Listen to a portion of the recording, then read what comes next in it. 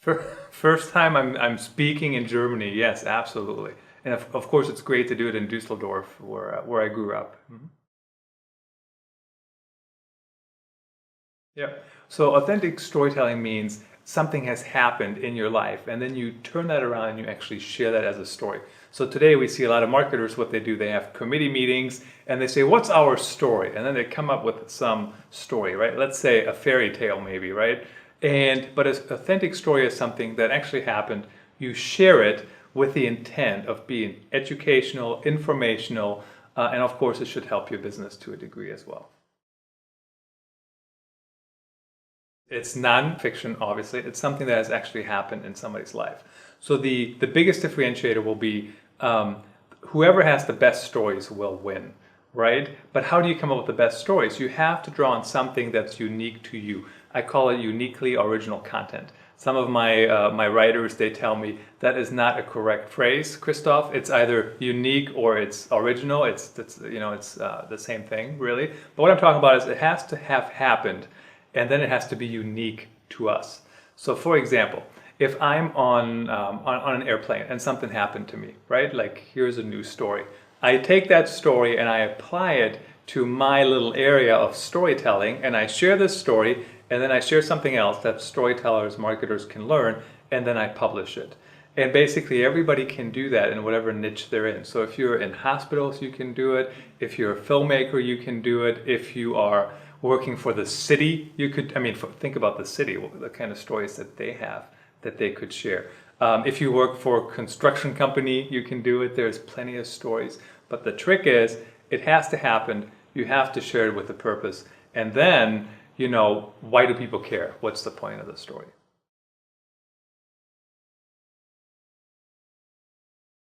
Because we want to be politically correct. We want to look a certain way. We want to be seen a certain way. So we don't necessarily share what we want to share. So for example, I'm going to speak in German today, right, with your group, and we'll see how that goes. And I haven't spoken business German ever. Ever, because I moved to the United States when I was 16.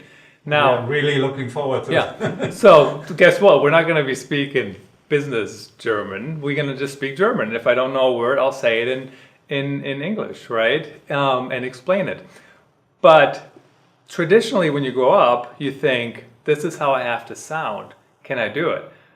I don't really care if I can do it perfectly. I'm just going to do it. I'm just going to roll with it, right? But it takes a while to get over that hurdle. And then I blogged about it. Do you remember? I actually wrote about, I want to speak in German. I'm nervous. Here's what I'm going to, and people read it. And you shared it with everybody here, right? And people read it. So again, I got over that hurdle, right? To actually share my authentic story. But it took a while because we want to sound the way we're expected to sound. We want to sound politically correct. We don't want to piss anybody off, quite honestly. Not everybody loves us, just let's be honest. Not every single person will love us. Most people won't tell us necessarily. So we might as well just get used to that idea. What do we stand for? How do we share that story based on who we are? First of all, you have to make the decision that you want to, and it's really, you have to figure out why do you want to do it, and you have to have some motivator, right? Business is a good motivator. Using this technique actually can get you more business, can get you jobs, can also, when people do it wrong, can cost you jobs, right? We know that. But all those things, there's a lot of positive things that can happen when you actually do it. So negative stories are authentic, certainly, but it doesn't mean that you always have to share all the negative stories. You can share mostly positive stories, and I wouldn't expect most people to share a lot of negative stories. You have to share them with a purpose. So for example, when I blogged about how nervous I am to actually speak in my native language, the purpose was, first of all, for myself, it felt really nice to write about it.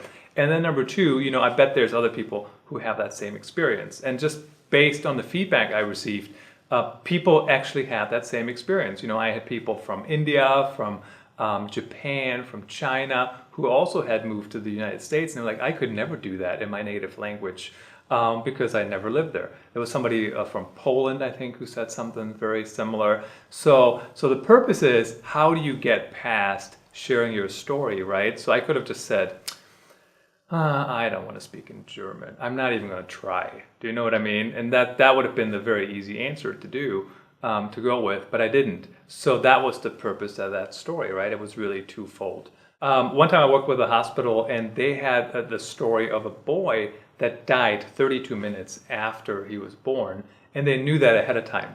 So, but they still wrote about that story because they learned a lot of things from that couple giving birth. And they knew ahead of time what was going to happen. It was some very strange disease, but they still shared it because they knew there was a message that would have resonance with the audience. And traditionally, 10 years ago, they may not have shared it. They said, why would we share a story of a boy not living? That doesn't make us look good. But it actually made them look really, really good because they explained what was happening and what's going on. Just because we don't share the negative stories doesn't make them go away. Right? They still happen, and people still talk about them anyways.